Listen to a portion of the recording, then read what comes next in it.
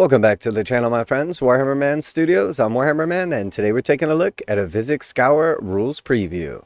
This video is sponsored by CMO Games. More on that later. Alright, so we got some brand new rules for Vizzik Skour, the new character for Skaven. And I have played quite a few games so far, and quite a few of those have been with or against Skaven. And I gotta say, they are extremely powerful, very, very thematic on the tabletop. So I'm looking forward as to what the Battletome has inside. So here we got a cool little preview of the rules for Vizzik, the new character. Vizzik Skour and Krittok Foulblade are ready to lead the Skaven to victory. The seething hordes of Skaven are an unruly, unreliable bunch, hard to lead and worse to rule. It takes a leader of prodigious skill and cunning to direct such a society. Even the greatest of these are in constant conflict with the mighty rivals. Yet sometimes figures emerge who can unite the children of the Horned Rat, after a fashion. In fact, the Vermin Doom came to pass, due in no small part to two ruthless leaders who have lately risen to the top of the Blight City, Vizzik Skour and Krittok Foulblade. Alright, so nice little bit of lore on these guys. Vizzik Skour is a Vermin Lord, a demon of the Horned Rat whose existence can be tracked back to when Kragnos broke free from his mountain prison. At the moment he escaped, the bells across Blight City tolled a blessed 13 times. And a terrible nether thing clawed out of the heart of the master burrow. This strange entity proved dangerous and difficult to cow, and it was only by sacrificing thousands of rat thralls in an act of profane worship that it would be calmed. Later, once the shockwaves of the Vermin Doom had reverberated across the cosmos, this protean fragment of the Great Horned Rat was gradually placated by the Master Clan, coalescing into a new being, the abominable Vizzik Skour. He is now a direct conduit of the Great Horned Rat's divine will. To lock eyes with him is to be driven utterly mad. So, very cool little bit of lore on the rise of Vizzik, and now we get a little preview as well. As the one true prophet of the Horned Rat, once per battle, Vizzik can reroll chanting rolls until the start of the next turn. And as a priest too, he empowers his allies and rots his foes with noxious prayers. Okay, so very strong. He's not only a priest too, but he has a once per game reroll of his chanting rolls. So once per battle, hero phase, Vizzik Skour, prophet of the Horned Rat. Effect, you can reroll chanting rolls for this unit until the start of your next turn. So that is very, very strong. Let's see exactly what he's chanting about. These chittering orations drip with dogma, inspiring a death frenzy in the minds of even the most cowardly of Skaven. Becoming rabid killers who fight twice in a single combat phase, should Vizzik's declamations prove particularly effective. He may even spread the effect to a second unit. Alright, that sounds pretty juicy. So any hero phase, chant 8, the death frenzy. Declare, pick a visible enemy unit within 13 inches of this unit, or a visible friendly Skaven infantry unit within 13 inches of this unit to be the target. Then make a chanting roll of d6. Effect. If the target is an enemy unit, subtract 1 from the attack's characteristic of the target's melee weapons until the start of your next turn. If the target is a friendly unit, it can use 2 fight abilities this turn. After the first is used, however, the target has strikes last for the rest of the turn. If a chanting roll was 12 plus, you can pick 2 targets instead of 1. Alright, so this is absolutely epic. So you're going to have to charge this up. But then you have the ability to potentially re-roll your chanting rolls. And then you can either drop your opponent's attacks by 1, or you can let one of your units fight twice. Now obviously they fight once and then they have to wait until everything else has fought before they fight the second time. But then it's successful on an 8, and if you roll a 12 or higher, you can pick 2 targets. So you could do the debuff and the buff, or you could just do 2 buffs on your units, or 2 debuffs on your opponent's units. So lots of utility out of this prayer. And realistically, you're going to be able to do it a couple of times per game. So very, very strong buffing character.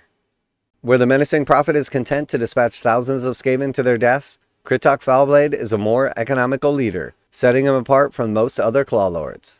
So here we see the new Krittok model, and then a new squad of the Stormvermin. Really nice models. I love that red too, it pops. Krittok's tactics instill a glimmer of hope on his followers, but it's all cold pragmatism. Why throw away precious forces today which can be better used tomorrow? As such, his legions of armored stormvermin are terrifyingly loyal, and he inspires them to fight more savagely, seeking approval with each assault. So Krittok Foulblade, passive, foster competition. Effect, add 1 to the wound rolls for friendly stormvermin units while they are wholly within 13 of this unit. So again, really strong buff right here, specific to stormvermin.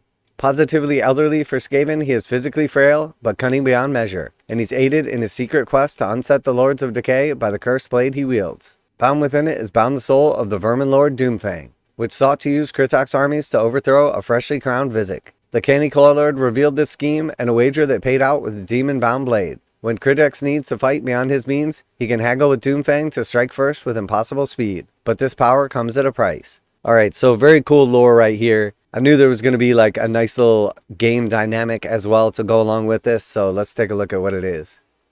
Alright, so melee weapon, Doomfang, crit mortals, 5 attacks, hits on 3s, wounds on 3s, Ren 2, damage 2, so nice little blade. And then any combat phase, Doomfang, effect. This unit has strike first for the rest of the turn, but it cannot use commands this phase. Okay, so that's not actually that bad. Obviously, if you're planning on using commands, this is not ideal, but having the ability to just proc strikes first, any combat phase, or basically every combat phase, is pretty freaking awesome. Now a quick message from today's sponsor. CMO Games has been selling Games Workshop products online for over 20 years. They carry the full line of Games Workshop products, including Warhammer 40,000, Age of Sigmar, Necromunda, Blood Bowl, paint tools, and more. Almost all Games Workshop products are priced at 15% off MSRP. CMO Games takes pre-orders for most Games Workshop products released at their earliest date possible. 12:01 a.m. on Saturday, they go live. Most of these pre-order products are also priced at 15% off MSRP. CMO Games offer free shipping in the US 48 with an order of $50 or more. Their customer service is top-notch and they ship most orders within 24 hours. Visit CMOGames.com using the affiliate link in the description and let them know that you heard about CMO Games from Warhammer Man. Now, back to the video.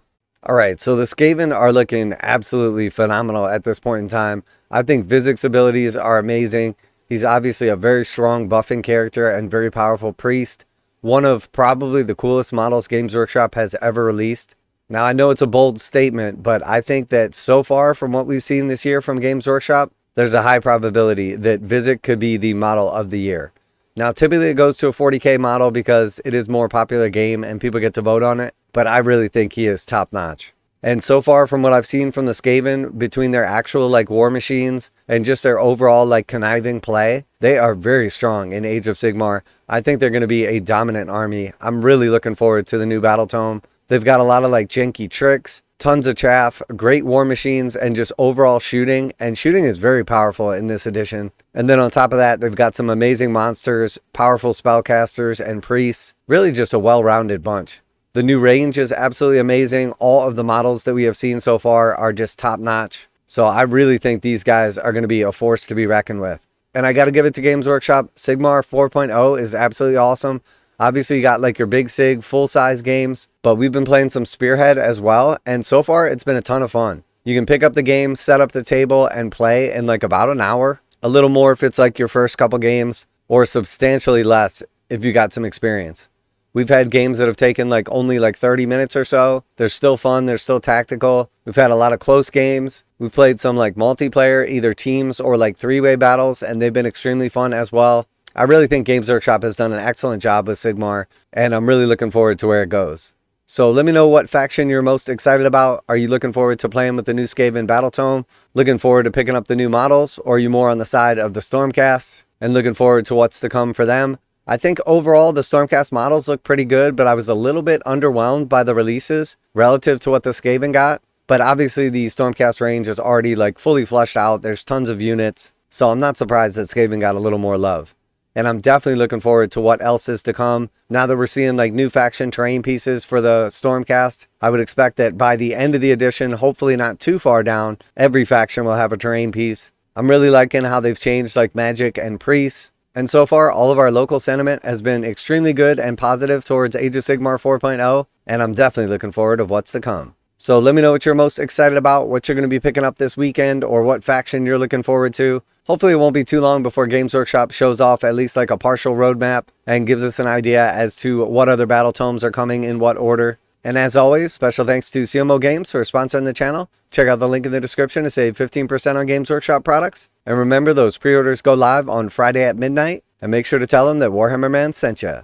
That's it for today. Warhammer Man Studios, I'm Warhammer Man. And the Skaven are looking top notch. And I'm out of here.